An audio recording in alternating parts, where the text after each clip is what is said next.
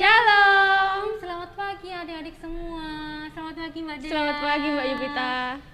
Kita berkumpul di tempat ini kembali adik-adik. Kita akan memulai untuk sekolah minggu GBI Ngadi Negaran.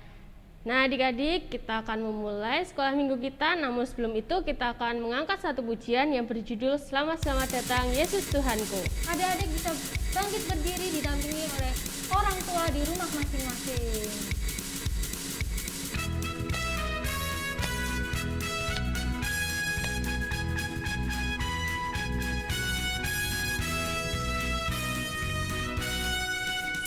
Selamat datang Yesus Tuhanku, yang turun dari surga ya rumahmu. Selamat datangmu di dalam dunia. Tuhan jadi sama dengan manusia. Salam. Bangunlah gembala, lihat terang besar, dengar berita surga yang bergema. Sungguh malam ini Tuhan Yesus datanglah, jadikan anak-anak dalam palungannya. Salam. Tadi udah memuji nama Tuhan Mbak Dea. Namun sebelum kita memasuki untuk mendengar cerita Alkitab yang akan disampaikan oleh Bu Anis, kita akan angkat satu lagu pujian yang berjudul Hatiku Penuh Nyanyian.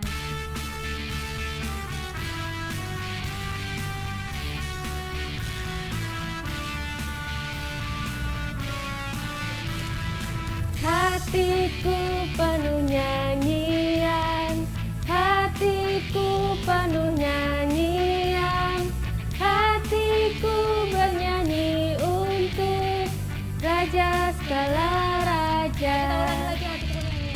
Hatiku penuh nyanyian, hatiku penuh nyanyian, hatiku bernyanyi untuk Raja segala raja.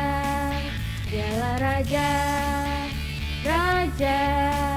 dialah Tuhan, namanya Yesus. Oh, dialah Raja. Nah adik-adik, kita sudah mengangkat pujian, kita sudah memuji nama Tuhan. Nah sekarang kita akan mendengarkan cerita Alkitab, namun sebelum itu kita akan berdoa terlebih dahulu. Adik-adik lipat tangannya dan tutup mata ya. Terima kasih Tuhan Yesus, kami sudah mengangkat dan memuji nama-Mu. Kita akan mendengarkan cerita Alkitab. Berkati kami Tuhan agar kami bisa mendengarkan dengan baik dan bisa tertanam dalam kehidupan kami. Terima kasih Tuhan Yesus, haleluya, amin. Selamat menyaksikan. Shalom adik-adik. Adik-adik di rumah pasti sudah menunggu ya untuk mendengarkan cerita Alkitab hari ini. Cerita Alkitab kita hari ini diambil dari Lukas 1 ayat 57 sampai 66 dengan tema keajaiban kelahiran Sang Pembuka Jalan. Kita akan mengingat kembali beberapa minggu yang lalu. Adik-adik yang selalu rajin mengikuti sekolah minggu, pasti adik-adik ingat tentang siapa ini, yaitu tentang Zakaria dan Elisabet. Tapi sebelumnya, untuk kita mengingat lagi cerita tersebut, kita melihat video berikut ya. Mari kita saksikan sama-sama. Herodes, Raja Yudea, adalah seorang imam yang bernama Zakaria, istrinya namanya Elisabet. Keduanya adalah benar di hadapan Allah dan hidup menurut segala perintah dan ketetapan Tuhan. Tetapi mereka tidak mempunyai anak sebab Elisabet mandul dan keduanya telah lanjut umurnya. Pada suatu kali, waktu tiba giliran rombongannya, Zakaria melakukan tugas keimaman di hadapan Tuhan. Dialah yang ditunjuk untuk masuk ke dalam bait suci dan membakar ukupan di situ. Maka tampaklah kepada Zakaria seorang malaikat Tuhan berdiri di sebelah kanan mezbah pembakaran ukupan. Melihat hal itu ia terkejut dan menjadi takut. Tetapi malaikat itu berkata kepadanya, "Jangan takut, hai Zakaria, sebab doamu telah dikabulkan, dan Elisabet istrimu akan melahirkan seorang anak laki-laki bagimu. Dan haruslah engkau menamai dia Yohanes. Engkau akan bersuka cita dan bergembira. Ia akan membuat banyak orang Israel berbalik kepada Tuhan Allah mereka." Lalu kata Zakaria kepada malaikat itu, Bagaimanakah aku tahu bahwa hal ini akan terjadi? Sebab aku sudah tua dan istriku sudah lanjut umurnya. Jawab malaikat itu kepadanya, "Akulah Gabriel yang melayani Allah, dan aku telah diutus untuk berbicara dengan engkau dan untuk menyampaikan kabar baik ini kepadamu. Sesungguhnya, engkau akan menjadi bisu dan tidak dapat berkata-kata sampai kepada hari di mana semuanya ini terjadi, karena engkau tidak percaya akan perkataanku yang akan nyata kebenarannya pada waktunya." Sementara itu seluruh umat berkumpul di luar dan sembahyang. Waktu orang banyak menanti-nantikan Zakaria, mereka menjadi heran bahwa ia begitu lama berada dalam bait suci. Ketika ia keluar, ia tidak dapat berkata-kata kepada mereka dan mengertilah mereka bahwa ia telah melihat suatu penglihatan di dalam bait suci. Lalu ia memberi isyarat kepada mereka, sebab ia tetap bisu. Ketika selesai jangka waktu tugas jabatannya, ia pulang ke rumah. Beberapa lama kemudian Elisabet istrinya mengandung, dan selama 5 bulan ia tidak menampakkan diri. Katanya, "Inilah suatu perbuatan Tuhan bagiku. Dan sekarang ia berkenan menghapuskan aibku di depan orang." Kemudian genaplah bulannya bagi Elisabet untuk bersalin, dan ia pun melahirkan seorang anak laki-laki. Ketika tetangga-tetangganya serta sanak saudaranya mendengar bahwa Tuhan telah menunjukkan rahmat-Nya yang begitu besar kepadanya, bersukacitalah mereka bersama-sama dengan dia. Maka datanglah mereka pada hari yang ke-8 untuk menyunatkan anak itu, dan mereka hendak menamai dia Zakaria menurut nama bapaknya. Tetapi ibunya berkata, "Jangan, ia harus dinamai Yohanes." Kata mereka kepadanya, Tidak ada di antara sanak saudaramu yang bernama demikian. lalu mereka memberi isyarat kepada bapaknya untuk bertanya nama apa yang hendak diberikannya kepada anaknya itu. Ia meminta batu tulis, lalu menuliskan kata-kata ini. Namanya adalah Yohanes. Dan mereka pun heran semuanya. Dan seketika itu juga terbukalah mulutnya dan terlepaslah lidahnya. Lalu ia berkata-kata dan memuji Allah. Dan semua orang yang mendengarnya merenungkannya dan berkata, Menjadi apakah anak ini nanti? sebab tangan Tuhan menyertai dia. Nah adik-adik, gimana tadi cerita Alkitab tadi? Sungguh luar biasa kan? Sungguh luar biasa perbuatan Tuhan terhadap keluarga Zakaria dan Elisabet. Zakaria dan Elisabet mereka sudah berusia lanjut. Elisabet mandul, tidak mempunyai anak, tetapi Tuhan memberi keajaiban, memberikan seorang anak kepada keluarga ini. Walaupun pertama tadi Zakaria tidak percaya. Masa Zakaria yang sudah tua, Elisabet yang mandul dapat mempunyai anak? Zakaria tidak percaya pertama. Dan Zakaria menjadi bisu.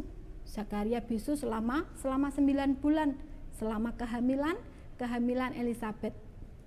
Waktu bayinya lahir, bayi ini diasuh oleh Elisabet dan Zakaria. Mereka sangat bergembira. Waktu umur berapa tadi? Umur 8 hari, banyak tetangga-tetangganya yang datang karena si bayinya ini akan disunat. Tetangga-tetangganya datang dan menanyakan nama dari bayi ini. Tetangganya tanya, siapa ya nama bayi ini?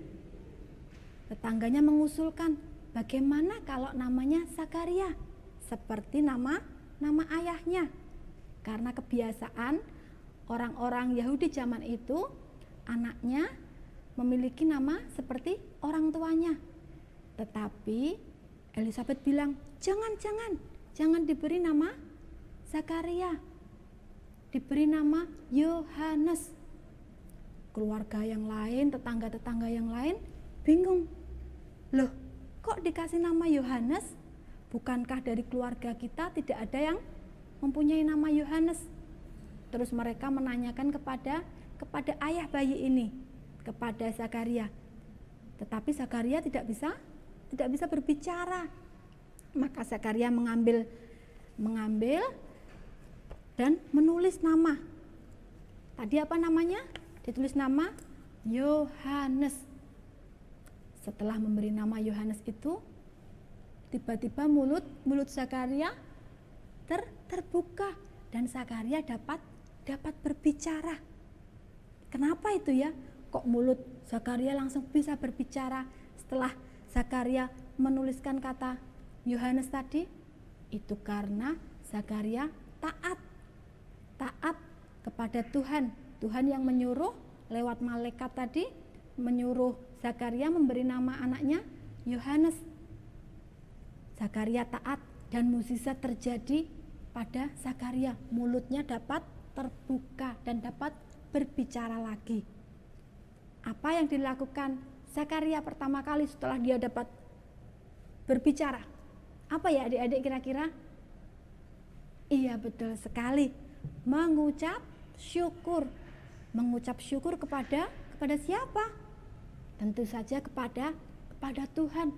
Zakaria mengucap syukur kepada Tuhan karena dia dapat berbicara lagi. Begitu tadi kisahnya, keluarga ini sungguh luar biasa, mendapat kasih yang luar biasa dari Tuhan. Mukjizat terjadi terhadap keluarga ini. Tuhan punya rencana indah lewat keluarga ini, yaitu mempersiapkan pelayanan Tuhan Yesus di dunia ini lewat bayi tadi, lewat bayi yang bernama Yohanes tadi. Begitu adik-adik kisah tadi. Apa ya kira-kira yang dapat kita pelajari dari kisah keluarga Zakaria, Elisabet, dan Yohanes tadi? Kita dapat mempelajari ketaatan Zakaria. Zakaria taat untuk memberi nama anaknya, walaupun sepertinya aneh. Kok namanya lain dari yang lain ya gitu. Tidak seperti nama nenek moyangnya. Tapi Zakaria tetap taat karena disuruh oleh Tuhan memberi nama Yohanes. Maka bayi itu dikasih nama Yohanes. Itu satu yang perlu kita contoh ketaatannya. Yang kedua yaitu Zakaria mengucap syukur atas apa yang terjadi kepadanya. Tuhan memberikan mukjizat, Tuhan memberikan mulutnya dapat berbicara lagi. Yang dilakukan pertama kali mengucap syukur. Itu yang perlu kita contoh. Kita bisa mencontoh, kita taat kepada Tuhan. Kita juga selalu mengucap syukur apapun yang Tuhan sediakan buat kita. Tuhan memberikan kita keluarga, Tuhan memberikan mama papa yang baik, memberikan adik, memberikan teman-teman, kita mengucap syukur, memberikan kesehatan pada kita. Kita juga perlu mengucap syukur atas itu semua. Juga kita juga belajar taat atas firman Tuhan. Begitu adik-adik. Ayat hafalan hari ini akan diambil dari Mazmur 139 ayat 14b. Tapi dari bahasa sehari-hari ya. Begini, segala perbuatanmu ajaib dan mengagumkan. Sekali lagi ya. Mazmur 139, Mazmur 139 ayat 14b. Segala perbuatanmu ajaib dan mengagumkan. Oke, sekali lagi. Segala perbuatanmu ajaib dan mengagumkan. Oke adik-adik, sekolah minggu hari ini cerita Alkitabnya sudah selesai. Adik-adik boleh setelah ini akan dikembalikan kepada Mbak Yupita dan Mbak Dea. Adik-adik, terima kasih ya. Shalom, sampai jumpa. Terima kasih Bu Anis untuk cerita Alkitab yang disampaikan pada hari ini. Kita akan menutup untuk sekolah minggu, namun sebelum itu kita akan berdoa dan akan disampaikan oleh Mbak Dea. Adik-adik, kita akan mengakhirinya dengan berdoa seperti tadi ya, tutup mata dan lipat tangannya. Tuhan Yesus, terima kasih untuk hari ini. Kami sudah mendengarkan cerita Alkitab-Mu, kami sudah mengangkat pujian, berkati kami Tuhan agar cerita Alkitab pada hari ini bisa kami terapkan dalam kehidupan kami sehari-hari. Jaga lindungi kami Tuhan dimanapun kami berada, berkati kami agar kami bisa bertemu di minggu depannya lagi. Terima kasih Tuhan Yesus, haleluya, amin. Amin. Sampai bertemu di minggu berikutnya. Tuhan Yesus memberkati.